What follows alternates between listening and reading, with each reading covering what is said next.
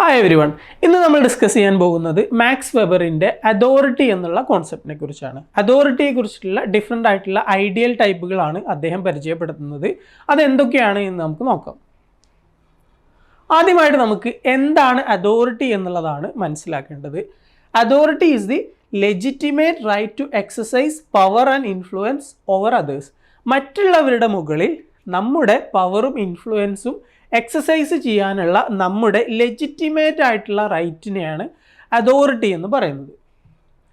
ഇവിടെ നമ്മൾ അതോറിറ്റിയും പവറും തമ്മിലുള്ള ഡിഫറൻസ് എന്താണ് എന്ന് മനസ്സിലാക്കേണ്ടതുണ്ട്. അതിനെക്കുറിച്ച് വെബർ എന്താണ് പറയുന്നത് നോക്കാം. അപ്പോൾ ഇവിടെ നിങ്ങൾ ഈ ഒരു പിക്ചർ ശ്രദ്ധിക്കുക. ഇവിടെ തോക്ക് പിടിച്ച് ഒരാൾ മറ്റുള്ളവരെ പേടിപ്പിക്കുകയാണ്. ഇങ്ങനെ നമ്മുടെ കയ്യിൽ ഒരു തോക്കുണ്ടെങ്കിൽ തീർച്ചയായിട്ടും അതൊരു പവറല്ലേ. ആ ഒരു തോക്ക് ഉപയോഗിച്ച് ഭീഷണിപ്പെടുത്തിക്കൊണ്ട് ബാക്കിയുള്ള ആളുകളെ കൊണ്ട് നമുക്ക് എന്താണോ വേണ്ടത് അത് ചെയ്യിപ്പിക്കാൻ സാധിക്കും. ഇതൊരു പവറാണ് എന്ന് പറയാം. Right to exercise one's influence over others even if it is against their own will. അതായത് മറ്റുള്ളവരുടെ വില്ലിന് എഗെയിൻസ്റ്റ് ആണെങ്കിൽ പോലും നമ്മുടെ കയ്യിൽ ഒരു തോക്ക് ഉണ്ട് എന്നുള്ള കാരണം കൊണ്ട് മാത്രം നമ്മൾ ആഗ്രഹിക്കുന്ന കാര്യങ്ങൾ മറ്റുള്ളവരെ കൊണ്ട് ചെയ്യിപ്പിക്കാൻ ഇവിടെ സാധിക്കും. ഇവിടെ ഒരു മസിൽ പവറാണ് അല്ലേ.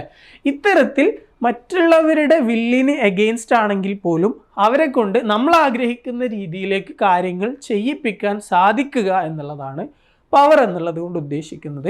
ഇവിടെ ഒരു എക്സാമ്പിൾ തന്നിട്ടുണ്ട്. അതായത് തോക്ക് ഉപയോഗിച്ച് ബാക്കിയുള്ളവരെ പേടിപ്പിച്ച് നിർത്തുക എന്നുള്ളത്. തോക്ക് എന്നുള്ളത് ജസ്റ്റ് ഒരു സിറ്റുവേഷനാണ്. നമുക്കൊരു അതോറിറ്റേറിയൻ ഭരണത്തിൻ്റെ സാഹചര്യത്തിലൊക്കെ, മിലിറ്ററി ഡിക്റ്റേറ്റർഷിപ്പ് ഇങ്ങനെയുള്ള സാഹചര്യത്തിലൊക്കെ ഇത് പറയാവുന്നതാണ്. അതായത് ഒരു മസിൽ പവർ ഉപയോഗിച്ചുകൊണ്ടുള്ള അധികാരം. അടുത്തായിട്ട് വരുന്നത് അതോറിറ്റിയുടെ ഒരു എക്സാമ്പിളാണ്. അതോറിറ്റി എന്ന് പറയുമ്പോൾ ലെജിറ്റിമേറ്റ് ആയിട്ടുള്ള പവറാണ്. നമ്മൾ എന്താണ് പവർ എന്ന് പറഞ്ഞു, മറ്റുള്ളവരുടെ ഇഷ്ടത്തിന് എഗെയിൻസ്റ്റ് ആണെങ്കിൽ പോലും നമ്മളെന്താണോ ആഗ്രഹിക്കുന്നത് അത് അവരുടെ മുകളിൽ ഇമ്പോസ് ചെയ്യാൻ നമുക്ക് സാധിക്കുക എന്നുള്ളതാണ് പവർ എന്ന് പറയുന്നത്. ഈ പവറിന് ഒരു ലെജിറ്റിമസി ഉണ്ടാകുമ്പോൾ അതിനെ അതോറിറ്റി എന്ന് വിളിക്കുന്നു. ഇതാണ് പവറും അതോറിറ്റിയും തമ്മിലുള്ള ഡിഫറൻസ്. നമ്മൾ നേരത്തെ ഇവിടെ എക്സാമ്പിൾ കണ്ടു, തോക്ക് പിടിച്ച് ഒരാൾ ബാക്കിയുള്ളവരെ പേടിപ്പിക്കുന്ന ഒരു എക്സാമ്പിൾ. ഇവിടെ നമ്മൾ കാണുന്നത് എന്താ, അതുപോലെ തന്നെ തോക്ക് പിടിച്ച് ബാക്കിയുള്ള ആളുകളെ പേടിപ്പിക്കുന്ന ഒരു സിറ്റുവേഷനാണ്. പക്ഷേ ഇവിടെ തോക്ക് പിടിച്ചിട്ടുള്ള ആളാരാണ്? ഒരു പോലീസ് ഓഫീസറാണ്. പോലീസ് ഓഫീസർക്ക് തോക്ക് പിടിച്ച് അത്യാവശ്യമായിട്ടുള്ള ഘട്ടത്തിൽ ക്രിമിനൽസിനെ ഹാൻഡിൽ ചെയ്യാനുള്ള അധികാരമുണ്ട്. ഇവിടെ നിയമം അവർക്ക് അധികാരം കൊടുത്തിട്ടുള്ളത് കൊണ്ട് തന്നെ അവരുടെ പവർ എന്ന് പറയുന്നത് അതോറിറ്റിയാണ്. ലീഗലായിട്ടുള്ള ലെജിറ്റിമേറ്റ് ആയിട്ടുള്ള അതോറിറ്റിയാണ്. ഇവിടെ തോക്ക് പിടിക്കുന്നത് പോലെയല്ല ഇവിടെ തോക്ക് പിടിക്കുന്നത്. രണ്ടും ഡിഫറൻ്റ് ആണ്. ആ ഒരു ഡിഫറൻസ് തന്നെയാണ് പവറും അതോറിറ്റിയും തമ്മിലുള്ള ഡിഫറൻസ്. ഇവിടെ നമ്മൾ മനസ്സിലാക്കേണ്ട ഒരു കോൺസെപ്റ്റ്, പവറിലേക്ക് ലെജിറ്റിമസി കൂടി ചേരുമ്പോഴാണ് അതോറിറ്റി ഉണ്ടാകുന്നത് എന്നുള്ളതാണ്. അതായത് power plus legitimacy is equal to authority. അതാണ് നിങ്ങൾ മനസ്സിലാക്കേണ്ടത്. അടുത്തായിട്ട് നമ്മൾ മനസ്സിലാക്കേണ്ട ഒരു കാര്യം, ഈ ലെജിറ്റിമസി എങ്ങനെയാണ് ലഭിക്കുന്നത് എന്നുള്ളതാണ്. അതിനെക്കുറിച്ച് 3 രീതിയിലുള്ള ഐഡിയൽ ടൈപ്പുകളാണ് വെബർ പരിചയപ്പെടുത്തുന്നത്. അതെന്തൊക്കെയാണ് എന്ന് നമുക്ക് നോക്കാം. ഒന്നാമതായിട്ട് വെബർ പറയുന്നത് ട്രഡീഷനിലൂടെ ആളുകൾക്ക് അവരുടെ അധികാരത്തിന്, പവറിന് ലെജിറ്റിമസി ലഭിക്കുന്നു എന്നുള്ളതാണ്. അതിനെ അദ്ദേഹം ട്രഡീഷണൽ അതോറിറ്റി എന്ന് പറയുന്നു. Traditional authority is based on long established customs, traditions and the belief in the sanctity of the past.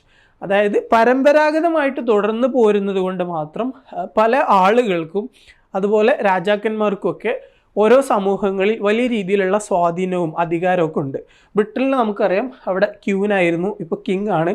ഈ ക്യൂനും കിങ്ങിനൊക്കെ അവിടെ ഭരിക്കാൻ സാധിക്കുന്നത് അവരെ ജനാധിപത്യ രീതിയിൽ തിരഞ്ഞെടുത്തത് കൊണ്ടല്ല, അവർക്ക് പരമ്പരാഗതമായിട്ട് കൈമാറ്റം ചെയ്ത് കിട്ടിയതാണ് അധികാരം. അതാണ് ട്രഡീഷൻ എന്ന് പറയുന്നത്. ട്രഡീഷണലായിട്ട് കിട്ടുന്ന അധികാരമാണ്. അതുപോലെ നമ്മുടെ നാട്ടിലാണെങ്കിലും ട്രാവൻകൂറിലെ റോയൽ ഫാമിലിക്കൊക്കെ ഇപ്പോഴും വലിയ രീതിയിലുള്ള റെസ്പെക്റ്റാണ് ജനങ്ങളുടെ അടുത്ത് നിന്ന് കിട്ടുന്നത്. വലിയ രീതിയിലുള്ള ഒരു ഇൻഫ്ലുവൻസ് അവർക്ക് സാധിക്കുന്നു. അത് എന്തുകൊണ്ടാണെന്ന് ചോദിച്ചാൽ ഈ ട്രഡീഷണലായിട്ടുള്ള ഒരു അതോറിറ്റിയാണ്. അതുപോലെ മലബാറിൽ നമുക്കറിയാം, പാണക്കാട് ഫാമിലി, ഒരു ഫാമിലിക്ക് മുസ്ലിം കമ്മ്യൂണിറ്റിയുടെ ഇടയിൽ വലിയ രീതിയിലുള്ള ഒരു സ്വാധീനമുണ്ട്. അത് അവരുടെ ഒരു പാരമ്പര്യം കൊണ്ടാണ്. ഇത്തരത്തിൽ ഈ ബ്രിട്ടനിലെ രാജാവിനും അതുപോലെ ഈ ട്രാവൻകൂറിലെ റോയൽ ഫാമിലിക്കും പാണക്കാട് തങ്ങൾ ഫാമിലിക്കും ഇവർക്കൊക്കെ സമൂഹത്തിൽ ഒരു ഇൻഫ്ലുവൻസ് ഉണ്ടാകുന്നതിൻ്റെ കാരണം അവരുടെ പാരമ്പര്യമാണ്. അടുത്തൊരു ഐഡിയൽ ടൈപ്പാണ് ലീഗൽ റാഷണൽ അതോറിറ്റി എന്നുള്ളത്. ഇവിടെ നമ്മൾ നേരത്തെ പോലീസ് ഓഫീസറിൻ്റെ കാര്യത്തിൽ കണ്ടതുപോലെ ലീഗലായിട്ട് നിയമം കൊണ്ട് കിട്ടുന്ന അധികാരമാണ്. ജഡ്ജിമാർക്കും അതുപോലെ പോലീസിനെ പോലെയുള്ള ആളുകൾക്കും നിയമപരമായിട്ടുള്ള റോള് വഹിക്കുന്ന ആളുകൾക്കൊക്കെ ഇത്തരത്തിൽ മറ്റുള്ളവരുടെ മുകളിൽ പല കാര്യങ്ങൾ ഇമ്പോസ് ചെയ്യാനും അവരുടെ അധികാരം ഉപയോഗിക്കാനും സാധിക്കും. ഈ അധികാരം അവർക്ക് ലഭിക്കുന്നത് നിയമത്തിലൂടെയാണ്. അതുകൊണ്ടാണ് ലീഗൽ റാഷണൽ അതോറിറ്റി എന്ന് പറയുന്നത്.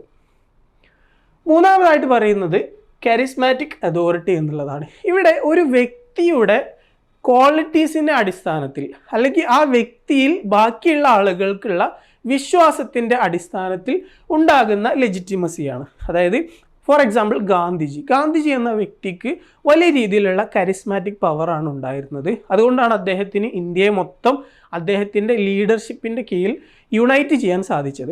ഈ ഒരു സാഹചര്യത്തിൽ സംഭവിക്കുന്നത് ഒരു വ്യക്തിക്ക് സൂപ്പർമാനെ പോലെയുള്ള വലിയ രീതിയിലുള്ള പവറുകളുണ്ട്, എക്സെപ്ഷണൽ ആയിട്ടുള്ള ക്വാളിറ്റീസ് ഉണ്ട് എന്ന രീതിയിലുള്ള ആളുകളുടെ ഒരു വിശ്വാസമാണ്. ആ വിശ്വാസത്തിൻ്റെ അടിസ്ഥാനത്തിലാണ് ആ ഒരു വ്യക്തിക്ക് ഇത്രയും അധികം പവർ ലഭിക്കുന്നത്. അത് ഒരു ഇമോഷണൽ ആയിട്ടുള്ള കണക്ഷൻ്റെ പുറത്താണ് എന്ന് നിങ്ങൾ മനസ്സിലാക്കുക. ഈ ഒരു കരിസ്മാറ്റിക് അതോറിറ്റി ട്രഡീഷണൽ ആയിട്ടുള്ള സൊസൈറ്റീസിൽ വളരെയധികം വ്യാപകമായിരിക്കും. അതേസമയം മോഡേൺ സൊസൈറ്റീസിലേക്ക് വരുമ്പോൾ ഇത് കുറച്ചുകൂടി കുറവായിട്ടാണ് നമുക്ക് കാണാൻ സാധിക്കുക. അപ്പോൾ നമ്മൾ 3 രീതിയിലുള്ള ടൈപ്പ് ഓഫ് അതോറിറ്റിയാണ് പറഞ്ഞത്. ടൈപ്പ് ഓഫ് അതോറിറ്റീസിനെ കുറിച്ചിട്ടുള്ള ഒരു ഐഡിയൽ ടൈപ്പാണ് കേട്ടോ. അതായത് മാക്സ് വെബറിൻ്റെ ഒരു പ്രധാനപ്പെട്ട കോൺസെപ്റ്റാണ് ഐഡിയൽ ടൈപ്പ്. റിയൽ ലൈഫിലുള്ള സിറ്റുവേഷൻസിനെ കുറിച്ചിട്ടുള്ള കൺസെപ്ച്വൽ കാറ്റഗറീസ് ആണ് ഐഡിയൽ ടൈപ്പ്. അധികാരം എന്നുള്ള കാര്യത്തിനെ കുറിച്ചിട്ടുള്ള 3 ഐഡിയൽ ടൈപ്പുകളാണ് നമ്മൾ ഡിസ്കസ് ചെയ്തത്. ട്രഡീഷണൽ അതോറിറ്റി എന്ന് പറയുമ്പോൾ ബേസിക്കലി ട്രഡീഷനെ ബേസ് ചെയ്തുകൊണ്ടുള്ളതാണ്. ലീഗൽ റാഷണൽ അതോറിറ്റി എന്ന് പറയുമ്പോൾ അത് നിയമത്തിലൂടെ കിട്ടുന്ന അധികാരമാണ്. കരിസ്മാറ്റിക് അതോറിറ്റി എന്ന് പറയുമ്പോൾ അത് ഒരു വ്യക്തിയുടെ ക്വാളിറ്റീസിനെ ഡിപ്പെൻഡ് ചെയ്തുകൊണ്ട് കിട്ടുന്നതാണ്. ഇവിടെ നമ്മൾ അതോറിറ്റീസിൻ്റെ ഐഡിയൽ ടൈപ്പിനെ കുറിച്ചും അതുപോലെ ഈ സോഷ്യൽ ആക്ഷൻ്റെ ഐഡിയൽ ടൈപ്പിനെ കുറിച്ചും തമ്മിലുള്ള കണക്ഷൻ എന്താണ് എന്ന് മനസ്സിലാക്കേണ്ടതുണ്ട്. റാഷണൽ ലീഗൽ അതോറിറ്റിയിൽ നമ്മൾ കാണുന്ന സോഷ്യൽ ആക്ഷൻ ഏതാണ്? ഗോൾ റാഷണൽ ആയിട്ടുള്ള സോഷ്യൽ ആക്ഷനാണ്. അപ്പോൾ ഈ ഒരു കണക്ഷൻ നമ്മൾ മനസ്സിലാക്കേണ്ടതുണ്ട്. അതുപോലെ ട്രഡീഷണൽ അതോറിറ്റിയിൽ കാണുന്നത് ട്രഡീഷണൽ സോഷ്യൽ ആക്ഷനാണ്. കരിസ്മാറ്റിക് അതോറിറ്റിയിൽ കാണുന്നത് അഫക്റ്റീവ് ആയിട്ടുള്ള ഇമോഷണൽ ആയിട്ടുള്ള സോഷ്യൽ ആക്ഷനാണ്. ഈ ഒരു കണക്ഷൻ നിങ്ങൾ മനസ്സിലാക്കുക. റാഷണൽ ലീഗൽ അതോറിറ്റിയിൽ വരുന്നത് ഗോൾ റാഷണൽ സോഷ്യൽ ആക്ഷൻ ആയിരിക്കും. അതുപോലെ ട്രഡീഷണൽ അതോറിറ്റിയിൽ വരുന്നത് ട്രഡീഷണൽ സോഷ്യൽ ആക്ഷൻ ആയിരിക്കും. കരിസ്മാറ്റിക് അതോറിറ്റിയിൽ വരുന്നത് അഫക്റ്റീവ് സോഷ്യൽ ആക്ഷൻ ആയിരിക്കും. ഈ ഐഡിയൽ ടൈപ്പ് ഓഫ് അതോറിറ്റിയും ഐഡിയൽ ടൈപ്പ് ഓഫ് സോഷ്യൽ ആക്ഷനും എങ്ങനെയാണ് കണക്റ്റഡ് ആയിരിക്കുന്നത് എന്നത് കൂടി നിങ്ങൾ ശ്രദ്ധിക്കുക. ഓക്കെ, അപ്പോൾ നമ്മൾ പറഞ്ഞത് അതോറിറ്റി എന്താണ് എന്നുള്ളതാണ്. ലെജിറ്റിമേറ്റ് ആയിട്ട് നമ്മുടെ ഇൻഫ്ലുവൻസ് പവർ മറ്റുള്ളവരുടെ മുകളിൽ എക്സസൈസ് ചെയ്യാനുള്ള റൈറ്റിനെയാണ് അതോറിറ്റി എന്ന് വിളിക്കുന്നത്. അതോറിറ്റിയും പവറും തമ്മിലുള്ള ഡിഫറൻസ് എന്താണ് എന്ന് നമ്മൾ മനസ്സിലാക്കേണ്ടതുണ്ട്. നമ്മൾ പറഞ്ഞു മറ്റുള്ളവരുടെ ഇഷ്ടത്തിന് അഗെയിൻസ്റ്റ് ആണെങ്കിൽ പോലും നമ്മൾ ആഗ്രഹിക്കുന്ന രീതിയിൽ അവരെ കൊണ്ട് പ്രവർത്തിപ്പിക്കാൻ സാധിക്കുക എന്നുള്ളതാണ് പവർ എന്ന് പറയുന്നത്. ഇങ്ങനെ മറ്റുള്ളവരെ നമ്മൾ ആഗ്രഹിക്കുന്ന രീതിയിൽ പ്രവർത്തിപ്പിക്കാൻ സാധിക്കുന്നതിന് ലെജിറ്റിമസി ഉണ്ടെങ്കിൽ അതിനെയാണ് അതോറിറ്റി എന്ന് വിളിക്കുന്നത്. ഒരു പോലീസ് ഓഫീസർക്ക് ലെജിറ്റിമസി ഉണ്ട്, കാരണം നിയമം അവർക്ക് അധികാരം കൊടുത്തിട്ടുണ്ട്. ഇങ്ങനെ പവർ പ്ലസ് ലെജിറ്റിമസിയാണ് അതോറിറ്റി. ഈ അതോറിറ്റിക്ക് ഏതൊക്കെ രീതിയിലാണ് ലെജിറ്റിമസി കിട്ടുന്നത് എന്നതിനെ കുറിച്ചിട്ടാണ് മാക്സ് വെബർ ഡിസ്കസ് ചെയ്യുന്നത്. അതിൽ 3 ടൈപ്പ് നമ്മൾ പറഞ്ഞു. ഒന്നാമത്തത് ട്രഡീഷണൽ അതോറിറ്റി, രണ്ടാമത്തത് ലീഗൽ റാഷണൽ അതോറിറ്റി, മൂന്നാമത്തത് കരിസ്മാറ്റിക് അതോറിറ്റി. ഈ 3 types of ideal types of അതോറിറ്റിയും അതുപോലെ ഐഡിയൽ ടൈപ്സ് ഓഫ് സോഷ്യൽ ആക്ഷനും എങ്ങനെയാണ് കണക്റ്റഡ് ആയിട്ടുള്ളത് എന്നതുകൂടി നിങ്ങൾ ഓർക്കുക. റാഷണൽ ലീഗൽ അതോറിറ്റി ആണെങ്കിൽ അത് ഗോൾ റാഷണൽ സോഷ്യൽ ആക്ഷനുമായിട്ടാണ് കണക്റ്റഡ് ആയിരിക്കുന്നത്. അതുപോലെ ട്രഡീഷണൽ അതോറിറ്റി ആണെങ്കിൽ അവിടെ നമുക്ക് കാണാൻ സാധിക്കുക ട്രഡീഷണൽ സോഷ്യൽ ആക്ഷൻ ആയിരിക്കും. കരിസ്മാറ്റിക് അതോറിറ്റിയിൽ നമുക്ക് കാണാൻ സാധിക്കുക അഫക്റ്റീവ് സോഷ്യൽ ആക്ഷൻ ആയിരിക്കും. ഇത്രയും കാര്യങ്ങളാണ് മാക്സ് വെബറിൻ്റെ അതോറിറ്റി എന്നുള്ള ഐഡിയൽ ടൈപ്പിനെ കുറിച്ച് നമ്മൾ മനസ്സിലാക്കേണ്ടത്. ഇത്രയും കാര്യങ്ങളാണ് മാക്സ് വെബറിൻ്റെ ഐഡിയൽ ടൈപ്സ് ഓഫ് അതോറിറ്റി എന്നുള്ള കോൺസെപ്റ്റിനെ കുറിച്ച് നമ്മൾ മനസ്സിലാക്കേണ്ടത്. അധികാരത്തിനെ കുറിച്ചിട്ടുള്ള ഡിഫറെൻ്റ് ആയിട്ടുള്ള ഐഡിയൽ ടൈപ്പുകളെ കുറിച്ചാണ് നമ്മൾ ചർച്ച ചെയ്തത്. മറ്റൊരു ദിവസം മറ്റൊരു കോൺസെപ്റ്റ് നമുക്ക് ഡിസ്കസ് ചെയ്യാം. Okay, thank you.